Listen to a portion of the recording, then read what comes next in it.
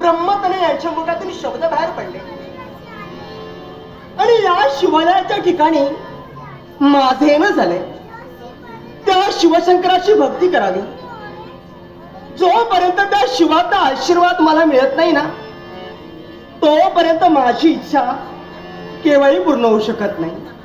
मग वेळ नकोय, लवकरात लवकर त्या शिवाची भक्ती करावी.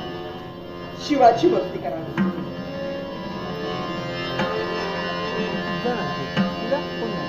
हे शिवशंकरा, हे माझ्या पार्वती परमेश्वरा, कलेच्या आगरा माझ्या कलेश्वरा.